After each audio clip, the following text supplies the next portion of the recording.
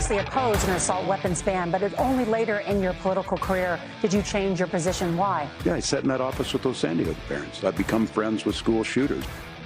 Yes, he had become friends with school shooters. You are known by the company you keep, my mother always told us.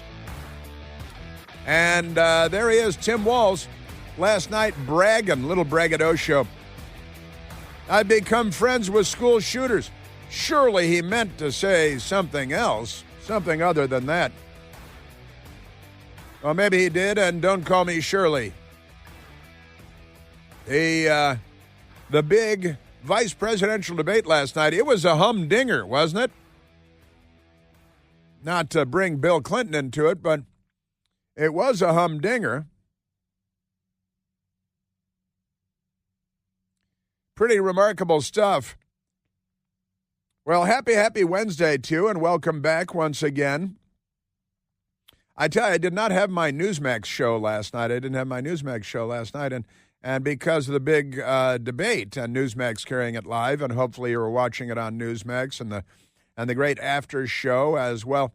But because I didn't have my second half of my day normally going and doing my Newsmax television show, Chris Plant and the Right Squad on at 10 p.m. Eastern, Monday through Friday, I feel like I was away for the weekend or something. I feel like, boy, I've had so much time off. I left after the radio show yesterday, and then, of course, my best girl and I did errands. I had to bring my car in because I had the rest of the afternoon off, the day off. And so I brought my car into the shop and had a little bit of work done in my car.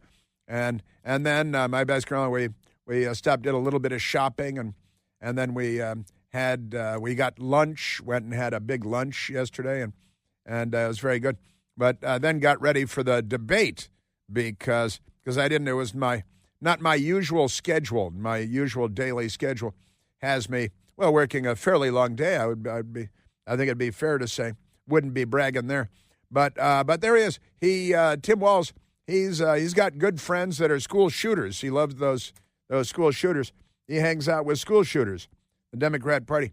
Doug Emhoff slaps his girlfriends, cheats on his wives, knocks up. What is that? I say update.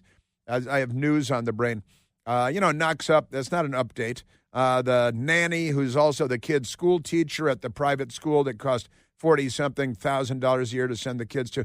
They're just regular people, just like you and me. And when he slapped his girlfriend, that was at the Cannes Film Festival, just to make it real kind of regular people like. And they were at a gala with Heidi Klum and with who? With Harvey Weinstein. And Alec Baldwin was there. But he didn't shoot anybody that day. He was, remember, guns don't kill people. Alec Baldwin kills people. That's the thing about those people. Pretty remarkable stuff. Man, oh, Manischewitz, I am telling you. Yeah, Tim Walz last night called himself a knucklehead, said he's a knucklehead, because he's been lying for years about being in Hong Kong when the Tiananmen Square massacre took place at the hands of the communists who are bringing socialism to the world. So that every now and then you have to murder a few thousand students for getting uppity, for acting up. And the Democrats, they're all good with that because they're not liberals, they're the left. Remarkable things. And Tim Walz said that he's got good friends. He made friends with school shooters. Now, I don't know what the deal is with that, but I can tell you that the Trump-Vance campaign put out a meme this morning or last night. The Trump-Vance campaign sign, Trump-Vance 2024, and the sign is stuck into a grassy lawn. And underneath the Trump-Vance 2024, it says, not friends with school shooters. Not friends with school shooters. Whereas, of course, the, Kamala Harris, Tim Walz ticket, they are friends with school shooters. I've become friends with school shooters. Sure, he'd become friends with school shooters. Who hasn't, really? If you're a Democrat, it's hard not to, isn't it? Because you got to remember, the problem is not our guns, it's your sons. It's your sons. I like that'd be a good chant, wouldn't it? Because it rhymes. Democrats would never chant that, though. And really, Republicans don't go out and chant things that rhyme very often. We don't do a lot of that. CNN Instapoll says no clear winner in VP debate between Tim Walz and JD Vance. That's the CNN. The problem is they say it's an Insta poll. They just took it in the newsroom. They took it in the, it's a newsroom only poll. And they're like, gee, I don't know, seemed kind of even to me. Whenever the media calls it a tie, that's when you know automatically that the Republican mopped the floor with the Democrat. Well, it's a draw because the news media is that corrupt and they're gender confused. I've become friends with school shooters. He's got a lot of school shooter friends. Amazing stuff. All right, let's get some audio from the big event and then the news media on this, because the news media, they really want the Democrat to win all the time. And so when it doesn't happen, they just say it happened anyway because, they take a break from cheating on their wives and knocking up the nannies and slapping the girlfriends like Kamala Harris's husband, Doug Emhoff. Those are just three of his, can you call them bullet points in this context, on his resume. Those are three of his bullet points. Slapping his girlfriend real hard at the Cannes Film Festival while, hanging out with the celebrities. And Alec Baldwin was there. I wonder if Alec Baldwin slapped anyone at the Cannes Film Festival that year. We'll have to ask around. All right, let's go to the audio. It's not just a German car anymore. Soundbite number one. You got these two fake moderators, these Margaret Brennan and good old what's her name, Norah O'Donnell, and they're the CBS people. Norah O'Donnell's kind of headed for the exits there. They're going to pay her $15 million a year to not anchor the CBS Evening News anymore because it's good to get one of those network jobs, I'm telling you. So here is you got Brennan and Norah O'Donnell, Margaret Brennan and Norah O'Donnell. Margaret Brennan, she thinks her star is rising, so she was really aggressive, and they had agreed to no fact-checking. We're not going to do fact-checking on the fly like those other idiot debate moderators that got in so much trouble. And then Margaret Brennan immediately started fact-checking. And naturally, as always, she was wrong in her fact-check and dumb to jump in and make herself look like a fool, look like a corrupt, fake journalist. But there was a certain amount of that going on. You remember, the Trump-Kamala debate in ABC News, and they fake fact-check Trump 11 times or something, and they gave Kamala a foot massage and they put like liquid candy on her toes and licked it off because they like to do that. The moderators and JD Vance on the Haitian migrants in Springfield, Ohio. Just to clarify for our viewers, Springfield, Ohio does have a large number of Haitian migrants who have legal status, temporary protected status. Well, Margaret, but thank you, Senator. We have so much to get to. Margaret, I think it's important because we're going to turn out of the economy. Thank Margaret, you. The rules were that you guys weren't going to fact check, and since you're fact checking me, I think it's important to say what's actually going on. And he was having none of it, and he was calm, cool, collected. He smiled. His eyes were clear. He was relaxed, and he shut them down. I tell you, I was texting with friends about this very moment in real time last night, and he killed it. He crushed it. He smoked it. What else did he do to it? He did a real good job. And these people, they were embarrassed. He said, no, I'm not going to let you get away with this fake fact check. In a debate where there are no fact checks, and right out of the gates, Margaret Brennan starts lying. Well, they have, and then she may or may not know the reality of the Haitians that came in illegally as illegal aliens, and then the Democrats waved their magic wand and said, now you're legal, vote Democrat, and try not to kill our children, just kill other people's children, and eat other people's cats and dogs, the house pets, all that stuff. So he was having none of it, JD Vance. So there's an application called the CBP One app where you can go on as an illegal migrant, apply for asylum or apply for parole. Now they've and shut be up. Granted legal status at the wave of a Kamala Harris open border wand. That is not a person coming in, applying for a green card and waiting for 10 years. That is the facilitation of illegal immigration. We have so much to get to. Thank you, Senator, for describing the legal process. That was snide. To get to, Senator. Smug. Those laws have been on the books since 1990. Thank you, gentlemen. The CBP One app has not been on the books since 1990. It's something that then they cut his microphone. Gentlemen, the audience can't hear you because your mics are cut. We have so much we want to get to. The Soviet expletives deleted.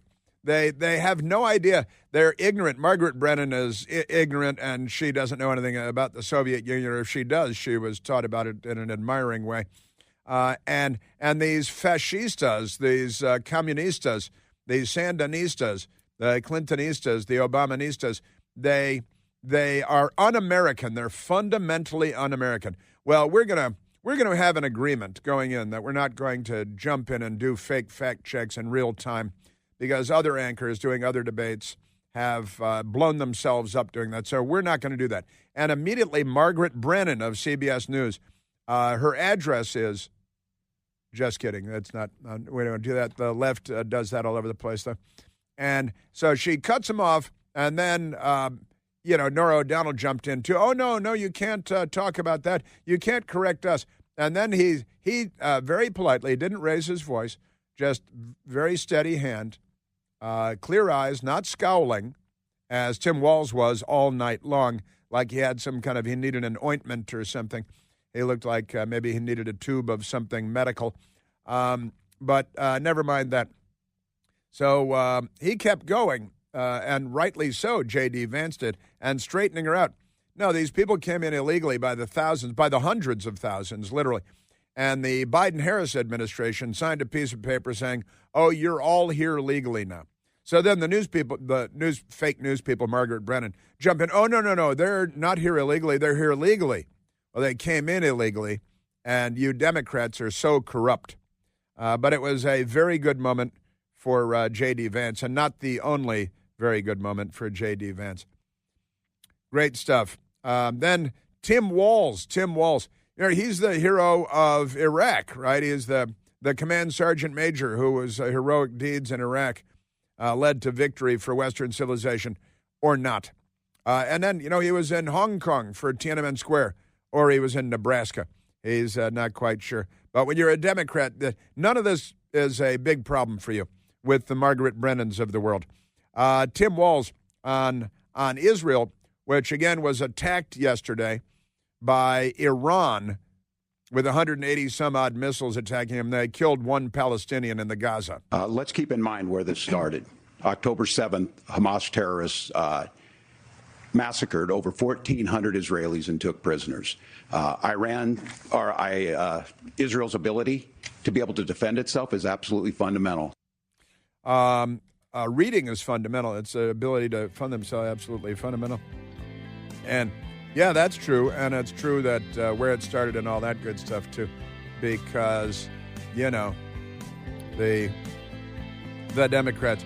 And I've got more for you from the debate, and then the news media, the most corrupt institution in America. And Margaret Brennan should get a Lucite block for last night's performance because of the way she did the Democrat Party's bidding for them, did the Democrat Party's work for them. Our media, I don't think I'll keep them. Thank God for talk radio and for Newsmax and for a couple of other outlets that actually seek the truth. The UN Secretary General, who's a commie leftist, anti-American, anti-Israel, anti-civilization, raising Cain in New York today. Also, an amazing story sent to me by a buddy in Florida, my friend Tom in Florida, from Florida Today. The last vote of my lifetime, in quotation marks, is the headline. Terminally ill cancer patient casts final presidential ballot for Kamala Harris. And that's a whole page story because propaganda, the propaganda machine, very important. All right, let's grab a phone call, Michael, and that's the story. Woman has cancer, dying, knocking its last presidential election. Very important that I vote for Kamala. Boom. That's like that. All right, let's go to Mike calling from North Carolina. We've got two Mikes from North Carolina today. Michael, you're on the Chris Plant Show. Mike in North Carolina. Yes, I'm here. There you are. Sorry. Yeah. You were talking earlier, Chris, and by the way, I enjoy your humor and your Chicago insight.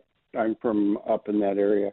Anyway, now in North Carolina, you were talking about this contest between civilization and not civilization, and you related it to about 2000, the year 2000. I read something by Winston Churchill that he wrote in 1889, I believe. It was part of his River War thing.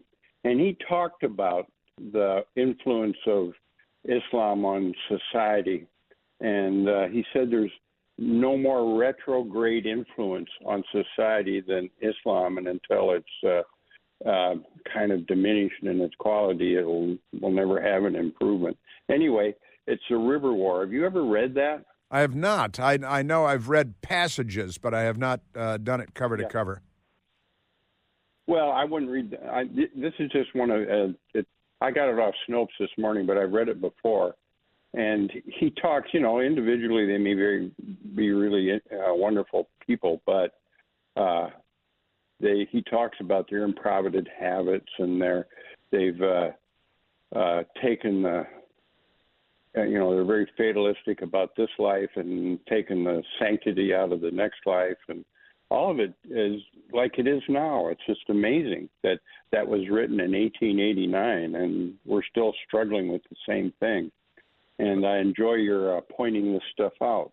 Yeah, the facts are important. History matters, and if we do not learn from it, there are sayings about that, too.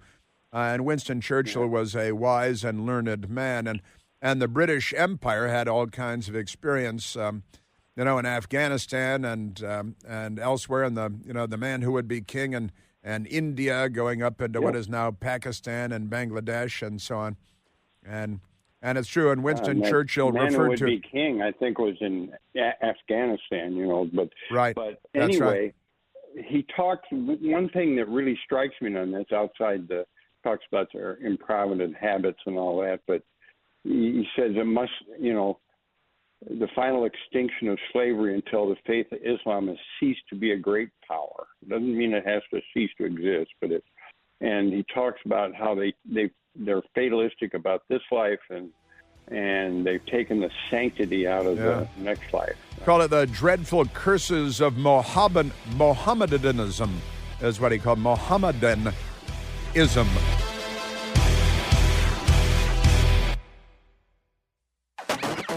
Now, the Hurricane Helene, of course, an absolute nightmare. Major regions of the East Coast, and apparently the second outside of Katrina in 2005, right?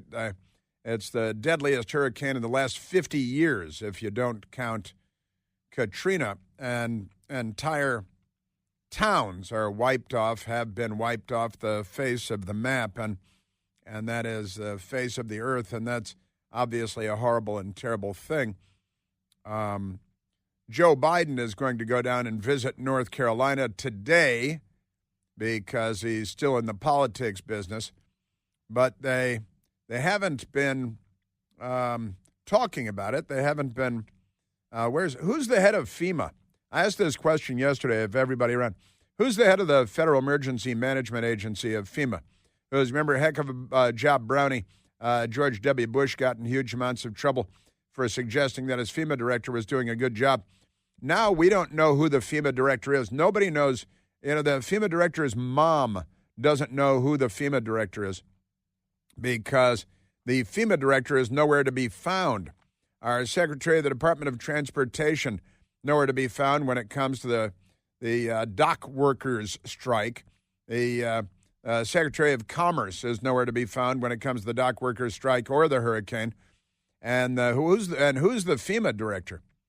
And where's Joe Biden? Oh, he's going to fly Air Force One down and stop for a photo op somewhere. Amazing stuff.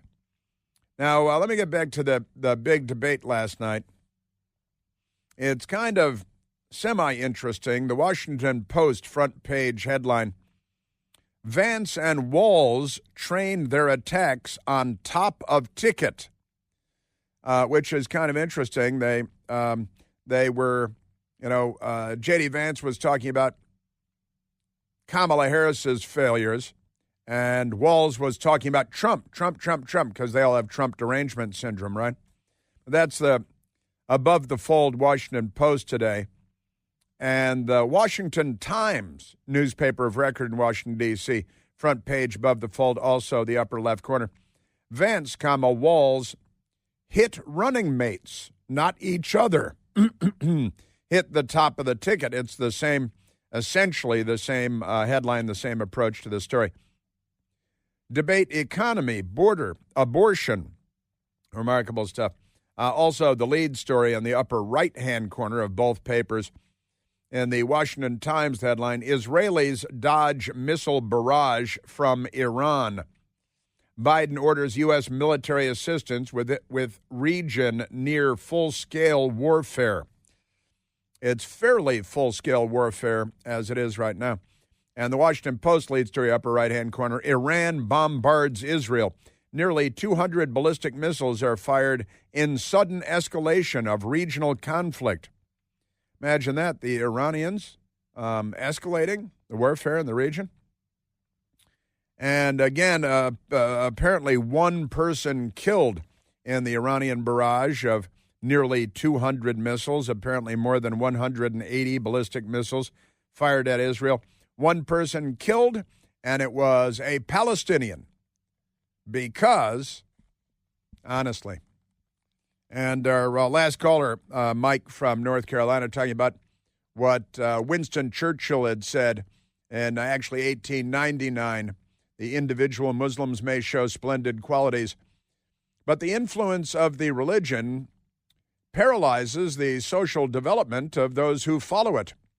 No stronger retrograde force exists in the world, said Winston Churchill in 1899. How about that? He went on to big things after that. Pretty big things by him. But here we are. Thomas Jefferson was fighting Marines to fight the Barbary pirates. You know who the Barbary pirates were?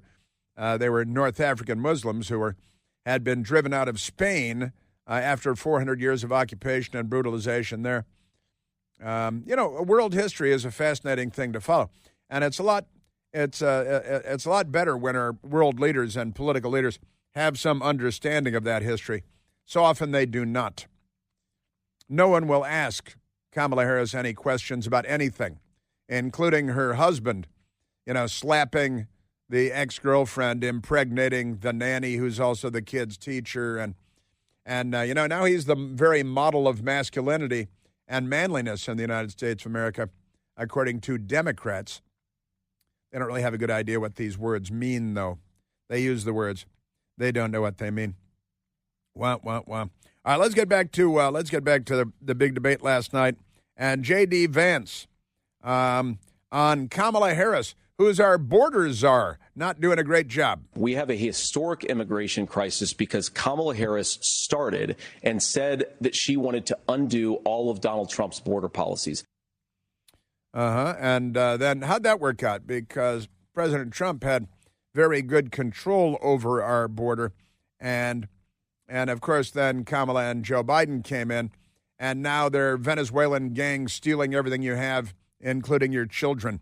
And the Democrats are okay with that because they don't actually care about people. It's one of the things that you should know about them. They harvest their organs. That's pretty much what and they floss. They floss but that's another story. Tim Walz was asked a question on abortion, said, hey, you signed a bill in Minnesota that allows abortion right up to the moment of birth, didn't you? And I thought, wow, they asked a question of Tim Walz about abortion. I was kind of surprised, but then they didn't do anything with it. Former President Trump said in the last debate that you believe abortion, quote, in the 9th month is absolutely fine. Yes or no? Is that what you support? I'll give you 2 minutes. That's not what the bill says, but look. Yes, it is. This issue is what's on everyone's mind. Donald Trump put this all into motion. He brags about how great it was that he put the judges in and overturned Roe versus Wade. What? Now, the reality is, of course, that the bill in Minnesota that he signed does allow.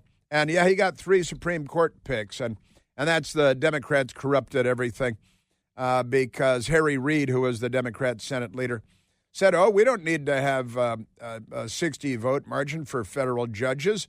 And you remember the turtle, Mitch McConnell, warned him, you will regret this sooner than you think. And boy, did they. President Trump got 3 Supreme Court picks. And now you got Democrat Senator Ron Wyden wants to pack the Supreme Court with 6 more justices because he's a filthy commie pig dog. That's a Schweinhund in German. And he's like Hugo Chavez because that's what Hugo Chavez did when he, commie that he was, took over Venezuela. Tim Walz, amazing stuff. we got to do it anyway. Number 6, it might be the soundbite of the night. You previously opposed an assault weapons ban, but it's only later in your political career did you change your position. Why? Yeah, I sat in that office with those Sandy Hook parents. I've become friends with school shooters. I sat in the office with the Sandy Hook friend and became friends with school shooters.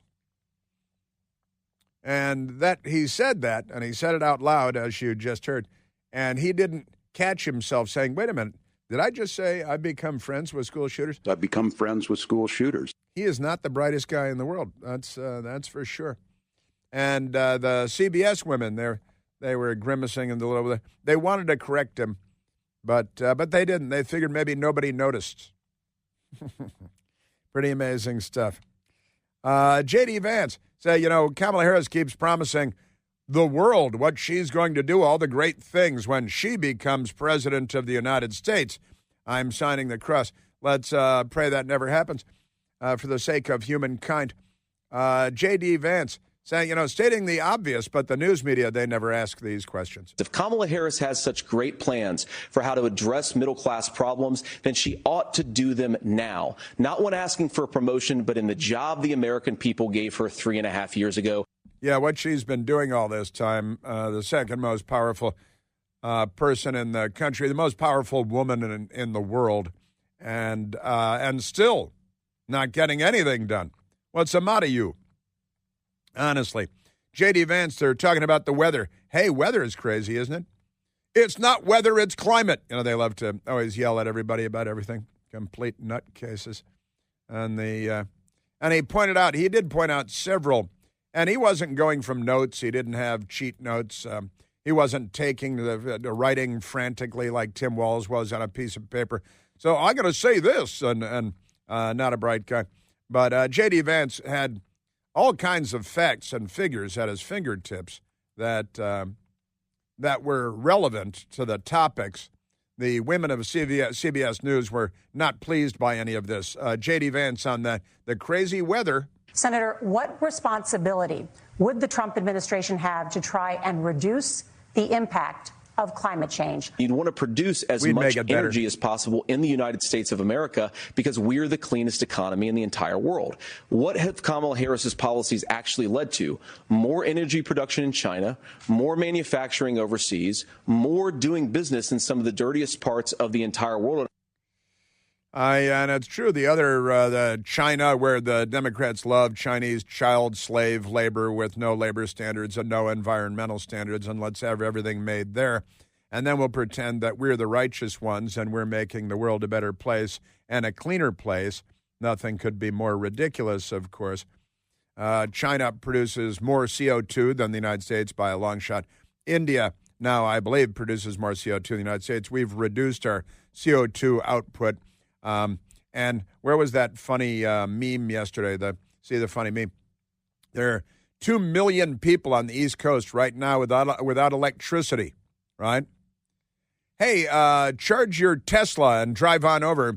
Maybe you can escape the storm-ravaged area in your electric car. Oh, wait, you don't have any electricity, and there are no chargers anywhere at your home, at your office, at the gas station down the street there.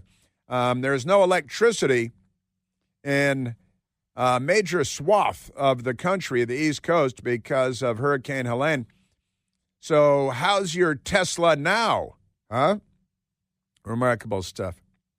And Tim Walz, they're talking about illegal aliens. They love to call illegal alien gang members migrants. I work with migrants. I have migrant friends. I have great friends, many friends that have come from around the country. They're not illegal aliens. They're not gang members. They're not home invaders, murderers and rapists. But Democrats love to conflate illegal alien gang members from Venezuela and mass murderers from Brazil that come illegally into the country with, the English lady down the hall. And in fact, my building is full of people from other countries.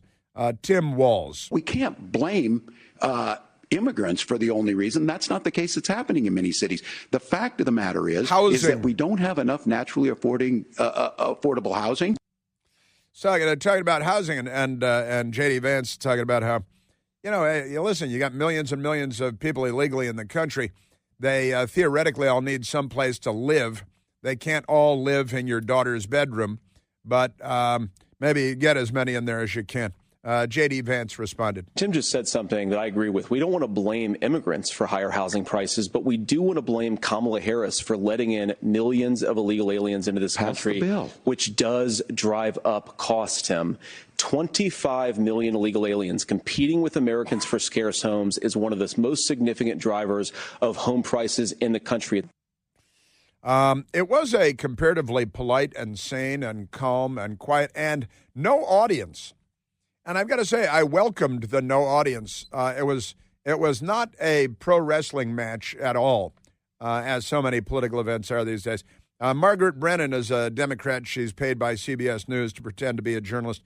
She is pushing the Democrat Party line, the Kamala Party line. That's the way she sees her role.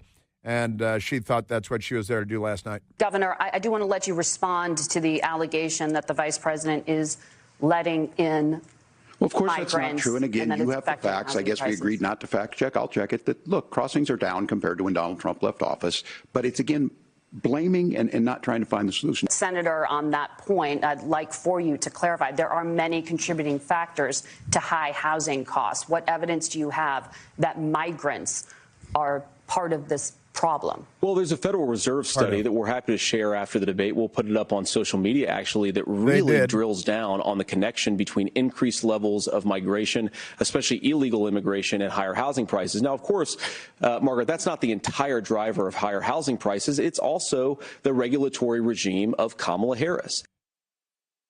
And JD Vance did post the Federal Reserve statement last night after the debate on Al Gore's Amazing Internet. As promised earlier tonight, here is Michelle Bowman of the Federal Reserve Board of Governors saying, given the current low inventory of affordable housing, the inflow of new immigrants to some geographic areas could result in upward pressure on rents.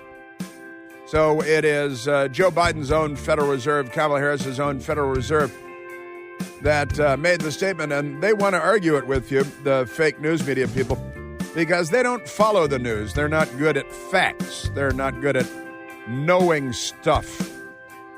I'm a big fan of knowing stuff. I've become friends with school shooters.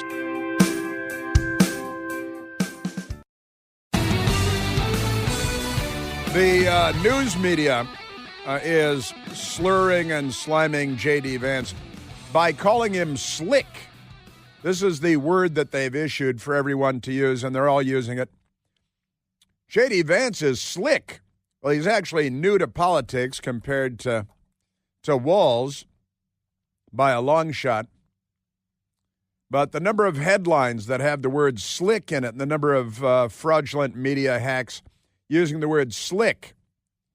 You mean he's not sloppy and clumsy and unsure? That's a good thing to be then.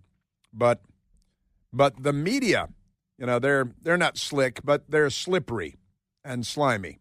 Let's go to the phones. Let's go to John calling from Arkansas. Oh, John, you're on the Chris Plant Show. Hey, Chris. Nice to be on your show. Thank you very much. Hey, I just wanted to comment that Vance did a great job of keep pointing everything back to the problems at the border, which has been people just don't realize what a big problem that is. I don't know why they're putting the blinders on. I don't know if everybody listened to President Trump up in Michigan when Sarah Sanders was there with him.